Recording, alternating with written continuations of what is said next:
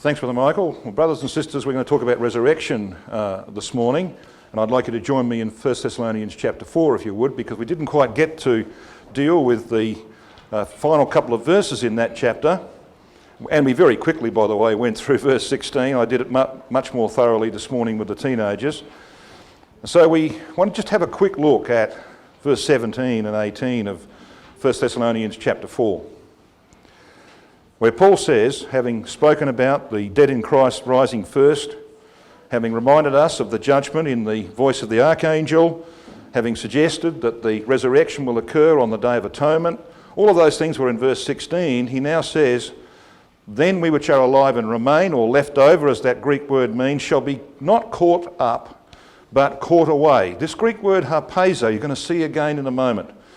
It means to snatch, to seize, to take hold of forcibly as a wild beast takes its prey. In other words, it's telling us, brothers and sisters, that when the angels turn up at our door, and that's what's going to happen. We hear ridiculous things about, people driving down the street in a motor vehicle and they're ripped out and the car careens down. That's all rubbish. We know how it's going to happen. We're told it in Luke 17. Remember Lot's wife, I tell you, in that night. He's been talking about day and days. No reference to night except when he says, I tell you, in that night. And what he means is, go back and have a look what happened in Genesis 19. The angels turned up at the time when you can most expect the male to be home from work. They wouldn't have come when Lot was sitting at the gate arguing with the elders of Sodom. It came when he was home at night, when the family could be expected to be together. And by morning they were gone. Okay? That's what we're being told.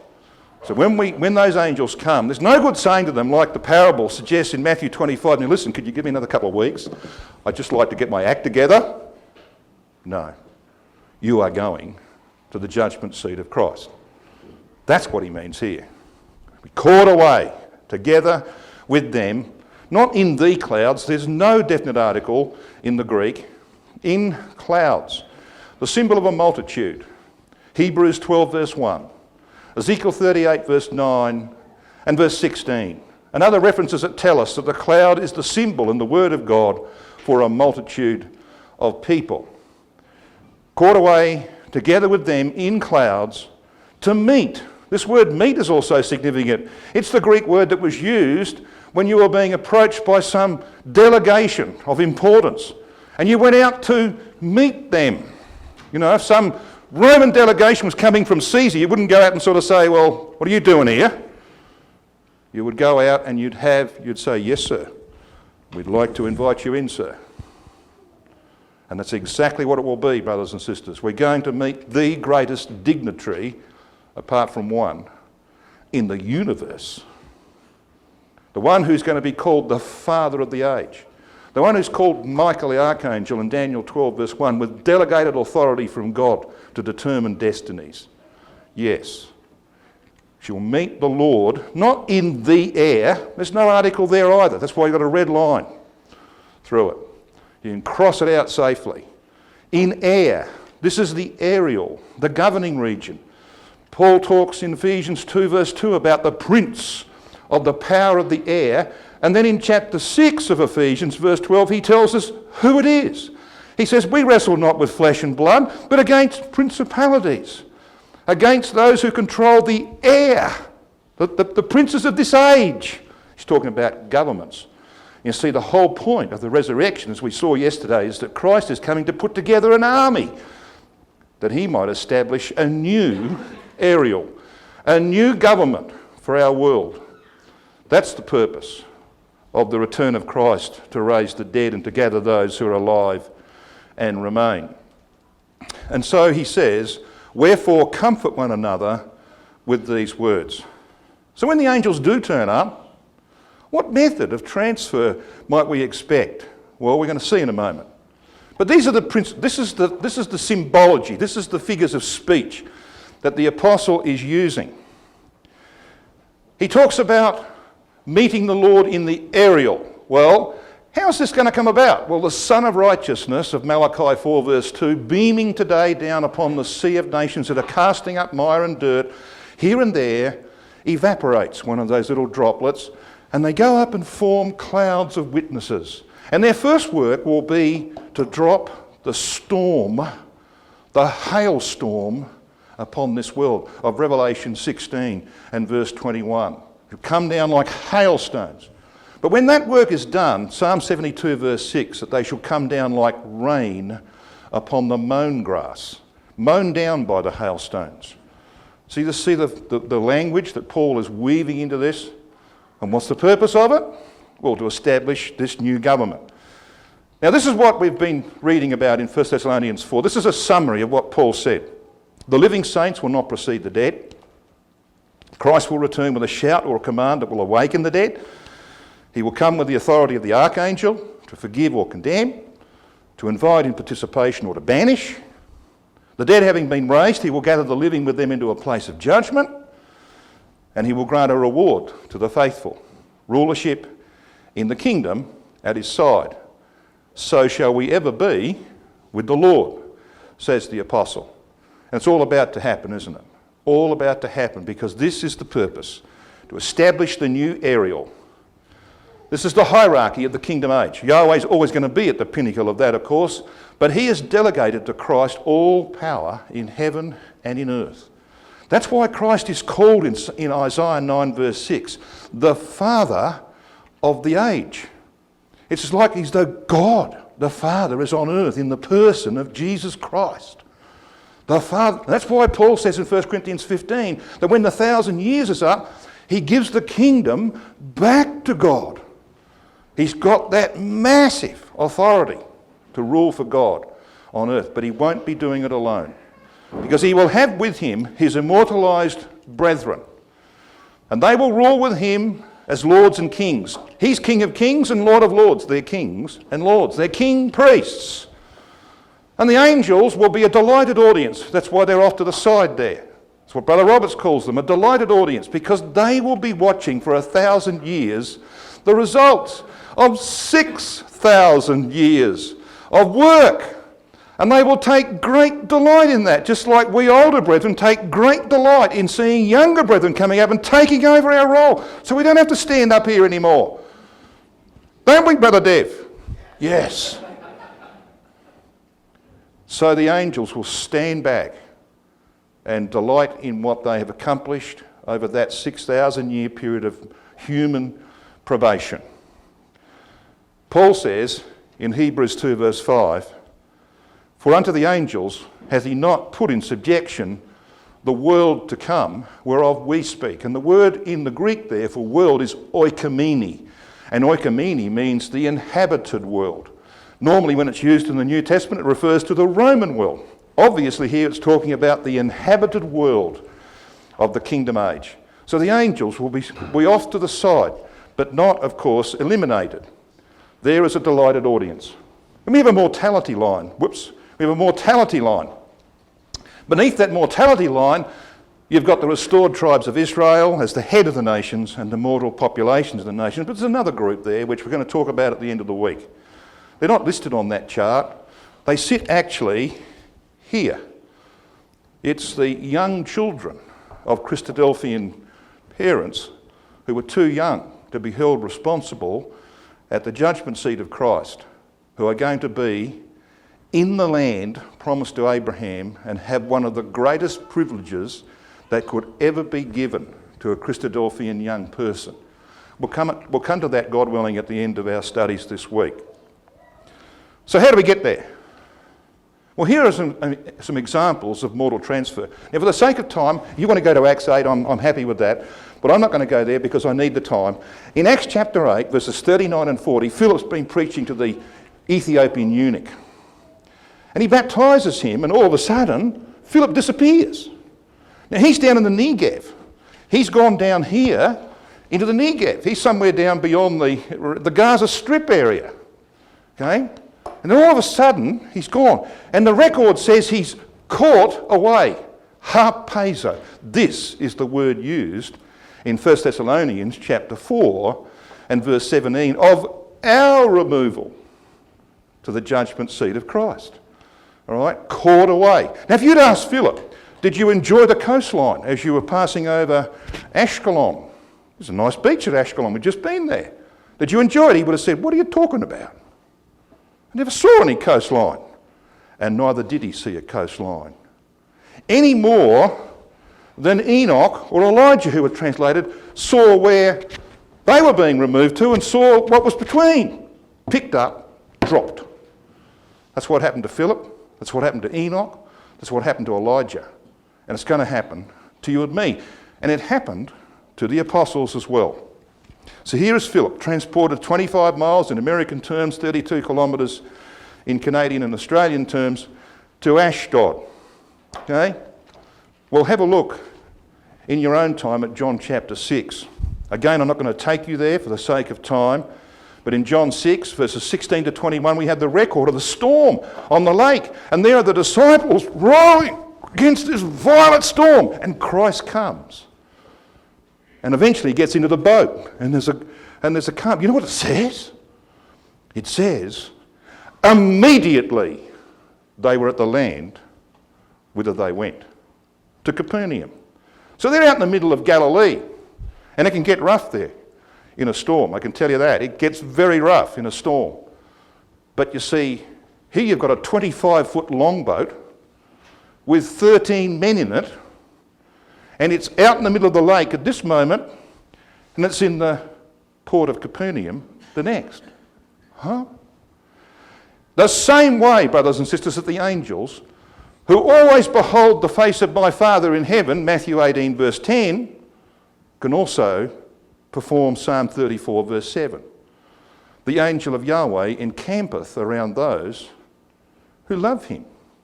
So they're here, somewhere around this area. There are many angels at this moment. They're resting.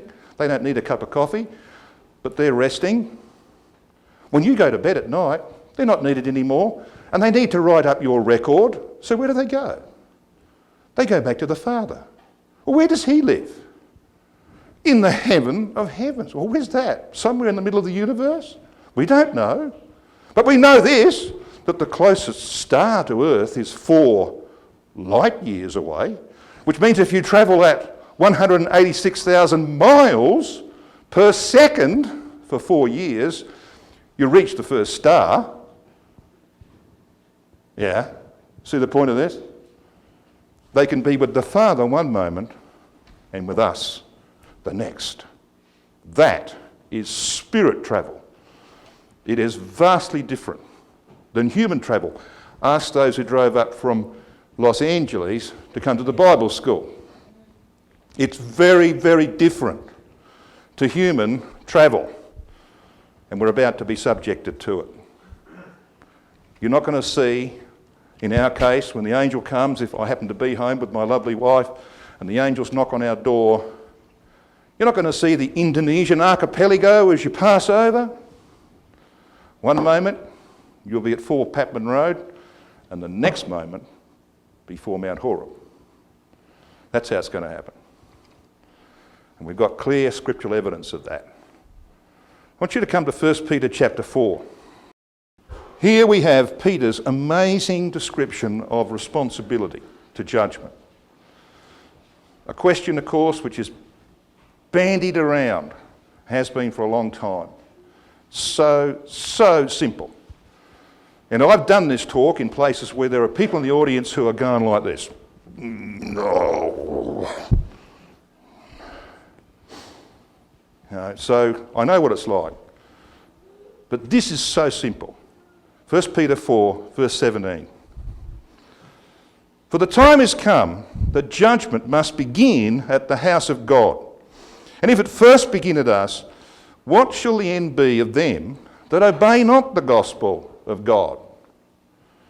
For if the righteous scarcely be saved, and by that he means, of course, that none of us are going to be given immortality without forgiveness. We're all going to need forgiveness. Hopefully that will have happened before we get to the judgment seat. But we're going to have divine grace. If the righteous scarcely be saved, where, he says, shall the ungodly and the sinner appear? So why does he use these terms? Righteous, ungodly, and sinner. Judgment begins, he says, at the house of God. We're the first cab off the rank when it comes to judgment. and it won't be very long. See, when the Father looks down upon humanity, brothers and sisters, he only sees two general classes of humanity. He sees saints, that is those who have a covenant relationship with him, and sinners, those who don't. That's as simple as it is.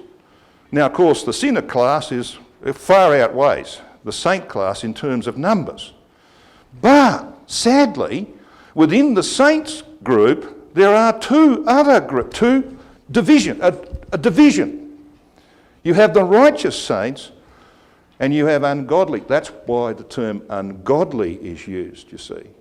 Because these people, if they're saints, should be godly. But unfortunately, they're ungodly. So, when he comes to turn to the other side of this equation, you've got the sinners here on the right-hand side. Now, amongst them there are enlightened sinners, like the man in the parable of Matthew 22, who comes to the wedding feast without a wedding garment. Now, in those days, you couldn't get through the door. They had a narrow door. And they had a man standing there with a pile of wedding garments over his arm. So this guy pushes past and says, I'm not wearing one of them. I grew up in the truth. I know the truth. But I ain't going to submit to baptism. That's not for me. He's only asked one question, isn't he? Friend. He could have been a friend, couldn't he? Friend. How camest thou in hither not having a wedding garment? And the Greek word for negation there, not, is the word that indicates that he knew he didn't have a wedding garment. Ask me about that later. We don't have time to do that now. He knew full well he didn't have a wedding garment. It was deliberate. Only one question asked. It's interesting, isn't it? Because you see, on the saints' side, we are going to be held responsible. We have a covenant relationship if you're baptised, and you're responsible for outcomes. So you're going to be interviewed. We'll talk about this in our next studies, God willing. We're going to be interviewed by the angel to see whether or not we have been responsible in the way that we have treated the deposit that was given to us in the truth. That's responsibility. But on the other side of this equation, the enlightened sinners are going to be held accountable. You'll say, well, that's semantics. No, it's not semantics. You see, responsibility is where you expect people to produce outcomes. If I give my son $10, I expect him to come home with something that's worthwhile for $10. I'm going to ask him about it. But you see, if you refuse to accept the $10, then I'm not going to ask you what you did with it. I'm only going to ask you one question. You idiot, why didn't you accept the $10? That's the only question you're going to be asked. Got the point of this? So there's responsibility and there's accountability. So here we have the three groups who will be at the judgment seat of Christ. The unenlightened sinners, of course, they're the class he talks about when he says, where shall the ungodly and the sinner appear? He means this class here.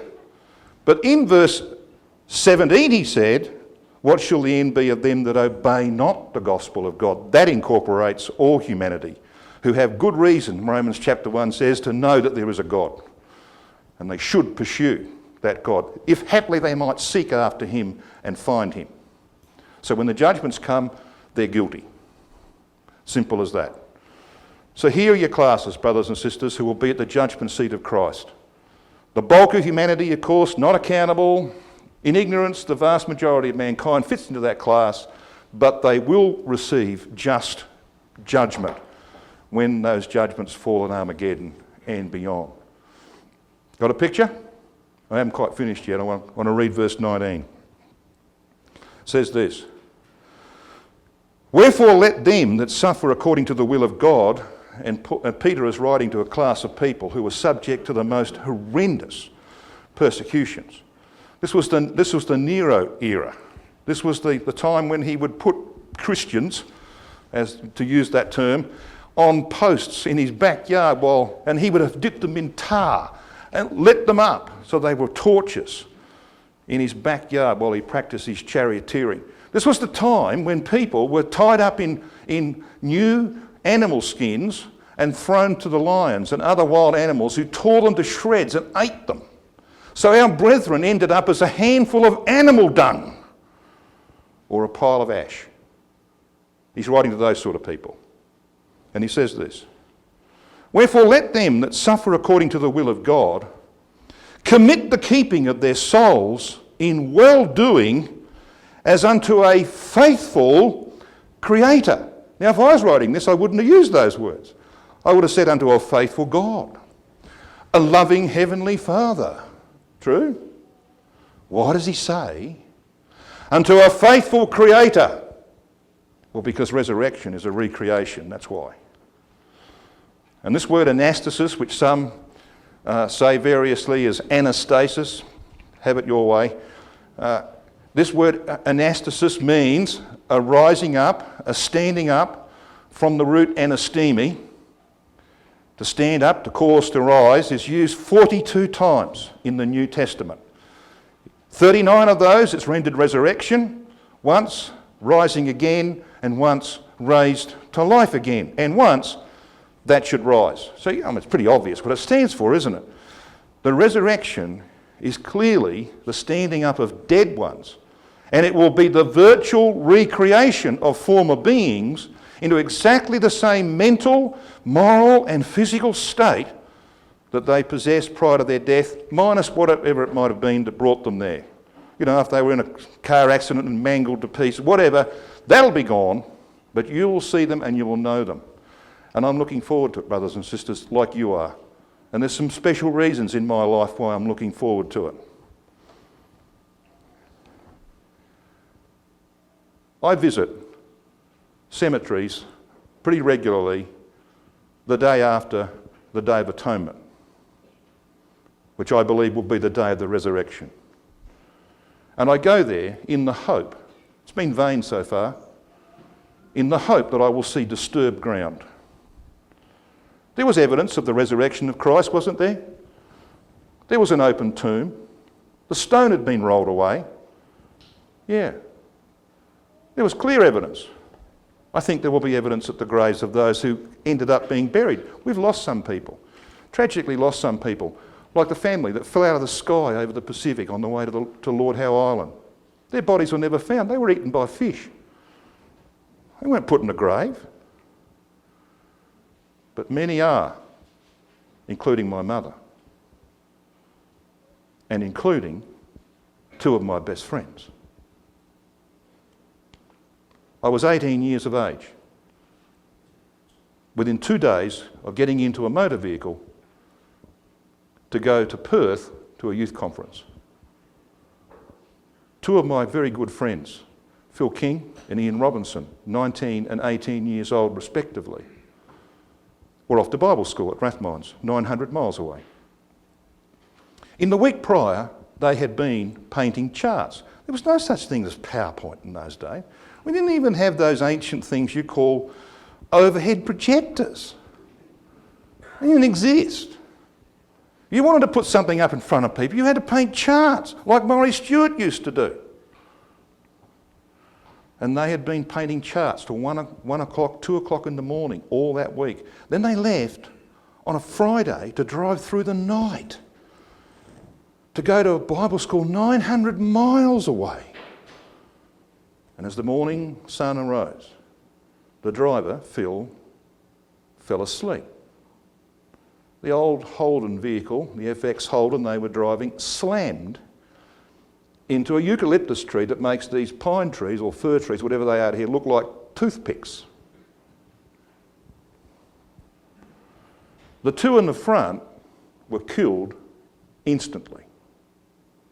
But there was a young chap, not baptised, lying on the back seat of this motor vehicle. And they didn't have seat belts in those days. And he slammed into the front seat of the car on the impact, was seriously injured. This car was found by another vehicle full of Christadelphian young fellows that was following them. That young chap was baptised shortly thereafter. His name is Grant Jolly. A wonderful brother. I will never, ever forget standing beside that grave. And on the other side of it was Brother Jeff Berry, who'd kept these boys up to 2 o'clock in the morning that week. Imagine how he felt. 19 and 18. And I often ask myself, why? Why did I have the opportunity to marry a lovely young sister, to have 4 children and 12 grandchildren, and go to Bible schools all over the world, to have this wonderful family that we have? Why? Why me and why not Phil and Ian? I don't know the answer to that. Maybe they were ready and maybe I wasn't.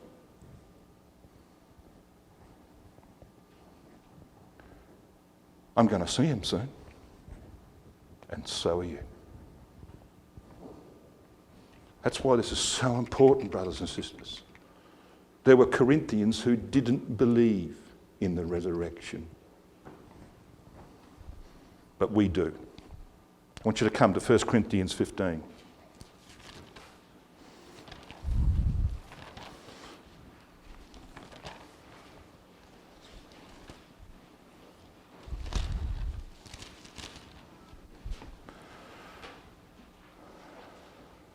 Those of you who have read Christadelphian writings on 1 Corinthians 15 will know that there are differences of view, of interpretation of this chapter amongst really senior brethren of the past.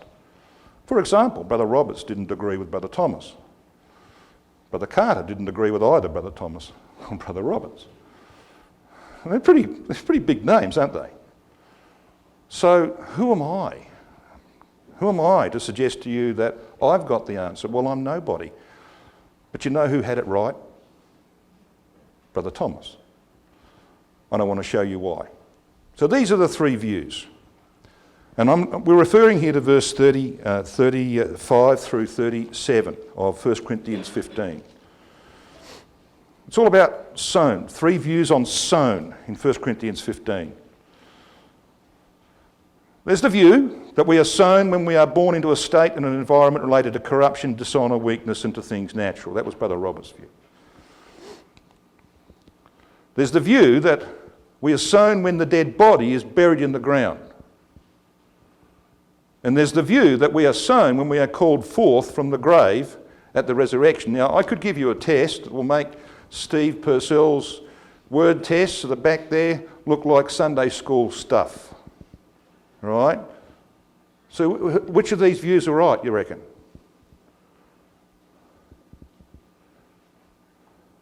Well, I saw one sister put 3 fingers up. Now that's sort of having as they say, a bet 2 ways, isn't it? Sort of, well, 3 ways.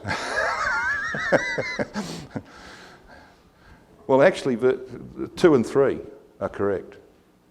2 and 3 are correct. Now I want to show you why. Have I got you sort of a little bit interested here? Good. So let's press on. Verse 35, Paul says this to the unbelieving class in Corinth. He says, but some man will say, he's actually putting words in their mouth. Because he knew this is what they would say. How are the dead raised up? Well, what's this word raised here? Well, it's a gyro. It means to rebuild, to cause to exist. It's not actually about the resurrection of the body. It's about where it ends up. The rebuilt. Where are you going to end up? That's the question. Proof? What follows? Context is critical in biblical exegesis, brothers and sisters. Never, and you're going to see this lesson here this morning, never ever press the meaning of a Greek word from a so-called lexicon against a context. Never. All right? Very, very important. Mind you, we're going to see that the Greek words used here are correctly used by Brother Thomas. And not widely understood in our community, by the way. So this word agyro is going to play an important part. Proof, and with, or as Brother Thomas translates it correctly, to or for what body do they come? So the question is, from these unbelievers in Corinth, oh, Paul, resurrection's rubbish. How can you take a pile of ash or dust and recreate the being that existed before. That's rubbish. And anyway, where does this end up? That's their question. Where does it end up? Well, Paul's going to give them an answer. Thou fool. And he means empty head, ignorant. That which thou sowest is not quickened or given life, except it die. It's a very simple principle, isn't it? Except a corn of wheat fall on the ground and die, it cannot live. It's simple.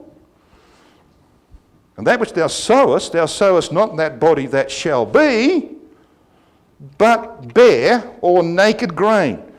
It may chance of wheat or of some other grain, but God giveth it a body as it hath pleased him, or as that could be better rendered, according to his will. So what is his will? Well, it was expressed in Genesis 1 verse 11, that every seed would bring forth fruit after its kind. So if you planted wheat, you didn't expect to go out in 4 or 5 months and harvest barley, did you? You're going to get wheat if that's what you planted. And the point that Paul's making is this, that if you put someone who's mortal, who's died, into the ground, like you put seed into the ground, what do you expect to get out? An immortal? Like some people believe? The Oni and Zoe believers? No. You get out a mortal body because that's what you put in. The nature of the body when it comes out is the nature that you put in, on the principle of Genesis 1 verse 11. That's what Paul's talking about. So what's this word sowest here? It's the word spiro. Spiro. S-P-E-I-R-O. And it happens to be in the active voice. Very important fact, not often observed. It's in the active voice. And it means to scatter seed or to sow seed. Now, read it again, verse 37. And that which thou sowest, get the idea? The sower went forth to sow. Yeah, that's what that word means in that context. This word occurs 3 times in verses 36 and 37, all in the active voice. And Liddell and Scott's Greek lexicon will tell you that in the active voice it means to scatter seed or to sow seed. Got that one? Now I'm going to jump over, in 1 Corinthians 15, I'm going to jump over verses 39 to 41, because they're actually a little parenthesis in the record. I'm going to come down to verse 42, because there we meet another word. But let's just clearly establish in our minds what this is about. This is about the sower going forth to sow. It represents the burial of the dead body. Now, when a farmer wants to plant seed, he ploughs the field, he digs it up, puts the seed in, and then he covers it over. When you bury someone that's dead, what do? Ask Brother Paul. He does this all day. All right? He digs a hole in the ground. True, Paul? And you put a body in there, usually in a box. And what do you do then? You get the tractor and you push the dirt over. Simple, isn't it? That's what that word means. That's what Paul's talking about in verse 37. Naked grain, he says. Naked I came forth, says Paul, and naked I shall return. Let's come to verse 42. So also is the resurrection of the dead. Now notice that. What's the subject matter of verse 42 onwards? Burial or resurrection? You make the judgment. The word resurrection there you're going to see in a moment is anastasis, which means the standing up of dead ones. Got the context? Right. This word spiro in the Greek occurs 4 times in verses 42 to 44, but it's in the passive voice, where it speaks of the results of sowing, not the act of sowing, but what you get out of sowing. The word in the Greek is actually, and this is its form, spirito. You see it has a suffix. Passive voice, it means to spring or be born. Liddell and Scott, Greek lexicon. Now, is this correct? Context is your final arbiter. What's your context of verse 42? so also is the standing up of the dead ones. This is not about burial. This is about people popping out of the ground. Okay? That's your context. Then it says this.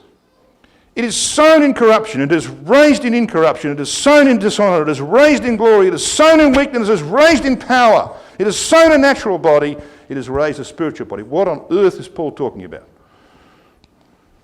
He's talking about the resurrection of the body. And what's this word here? Sown. Well, we've seen it. It's this word, spiritai. To spring or to be born is the meaning of that word in the passive voice. Someone needs to be put in the ground, obviously. Oh, that's awful, isn't it? It says, sown in dishonour, raised in glory, 4 times. What's this word? Well, it's a gyro, but it's also got a suffix. It means to raise up, to rebuild, to cause to exist. So it's not talking about resurrection, it's talking about where you get at the end of the process. It's about glorification of the body. So here's the pattern of contrast that Paul's making. Bearing in mind that we've got to interpret this word as it springs forth, because that's the context, that raised means it's caused to exist. Paul is saying that when the body is brought forth from the grave, it comes out mortal, therefore it springs forth in a state of corruption, mortality, but by the time that the judgment process is finished and Christ turns to those on the right hand and changes their nature, you've got an end product. It's caused to exist in a state of incorruption. It springs forth in a state of dishonour. End of process, glory. Springs forth in weakness. We're going to see in Daniel if I've got time to do it. Ends in power. Springs forth a natural body created by immortality into a spiritual body. Got the point of that? So guess where you find all that? Anastasis. 1866. Dismissed by some people. Because Brother Thomas does make one mistake in anastasis. And his mistake is to misuse Genesis 2 verse 7, which is quoted in verse 45, to say that the resurrected body comes forth in the state of Adam's body before the fall. Wrong. But guess what? Wise Bible students who have things pointed out to them will go and look again. And within 2 years, when he wrote Eureka Volume 3, he corrects it.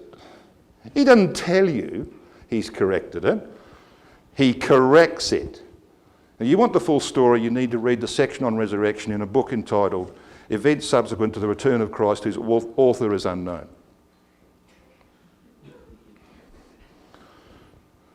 It's all there, okay?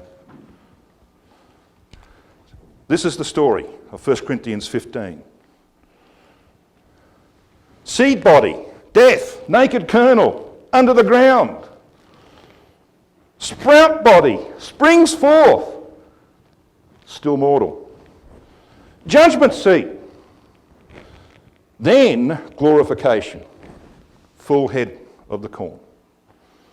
That's the stages. Now come to Daniel chapter 10, we're going to see it all again. I reckon this is one of the most wonderful sections in the Bible. What could God do more for a man, a faithful man like Daniel in his 90s, than put him through this very process? And that's what he does. So in Daniel chapter 10, he's just given him the vision of the man of the one. He's shown him where he's going to end up. He's going to be part of the multitudinous Christ. Yeah, terrific. He says, this is how you're going to get there. This is how you're going to get there. Verse 8 and 9 of Daniel 10 says this, therefore I was left alone, which you usually are when you're dead, and saw this great vision, and there remained no strength in me, for my comeliness was turned in me into corruption, and I retained no strength. Yet I heard the voice of his words, and when I heard the voice of his words, then was I in a deep sleep. The biblical language for death, isn't it? on my face, and my face toward the ground. Now, I know some people are strange and sleep on their face, on their front.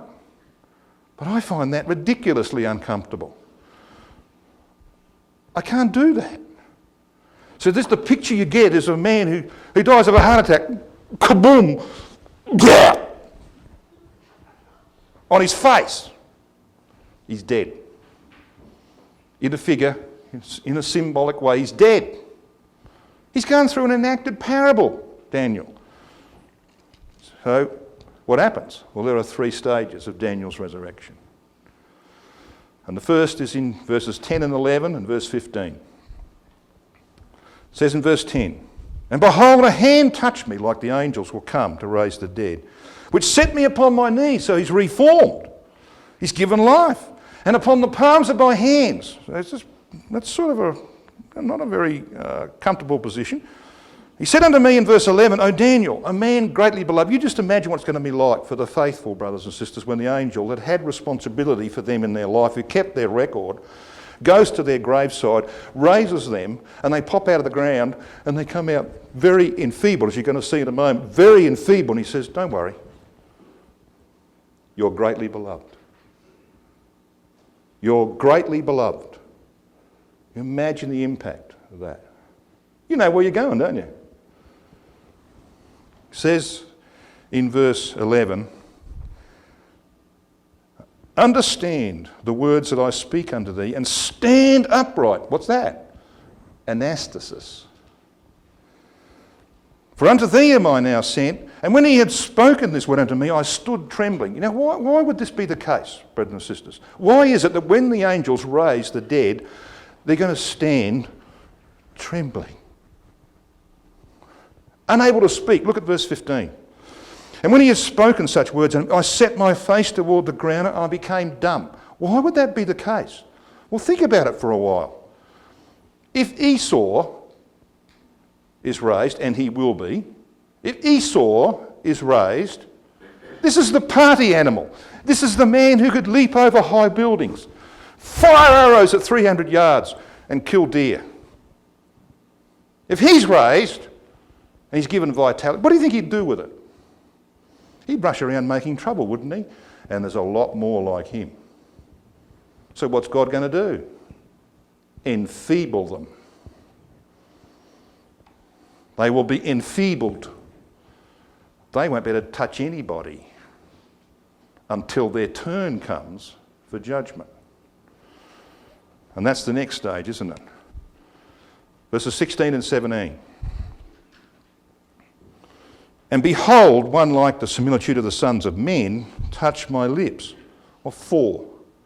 Well, so he can talk. And we are going to talk at the judgment seat, as we shall see in our studies, God willing. "Said unto me, and to him that stood before me, O my Lord, by the vision of my sorrows are turned upon me, and I have retained no strength." And goes on to speak in that sort of language. This is about the judgment process.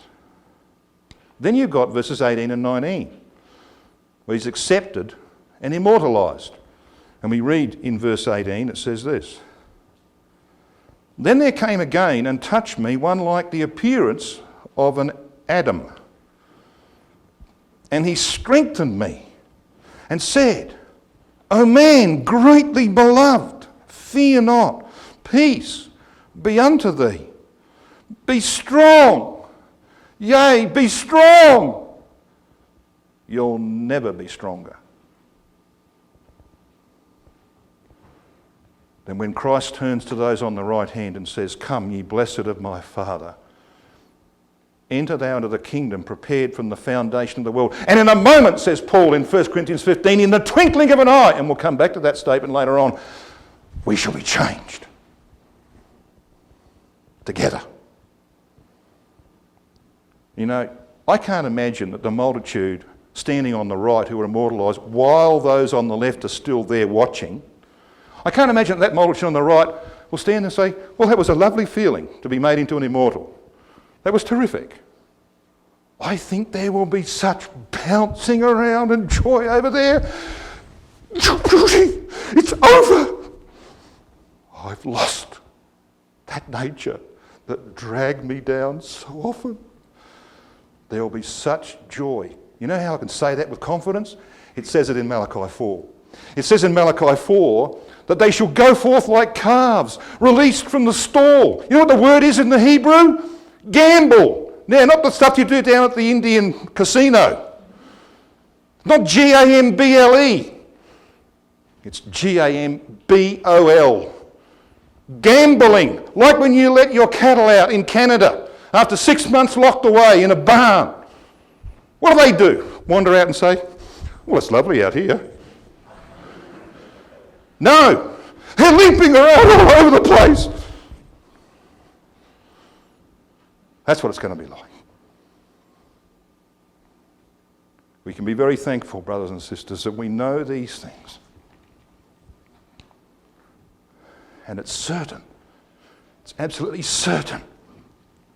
As Paul could say in his defence in Acts 24 and verse 15, we have hope toward God, which they themselves, the Jews, also allow, that there shall be a resurrection of the dead, both to the just and the unjust. And we have these words of our Lord Jesus Christ in John chapter 5. Marvel not at this, for the hour is coming in the which all that are in the grave shall hear his voice and shall come forth. They that have done good unto the resurrection of life, and they that have done evil unto the resurrection of condemnation.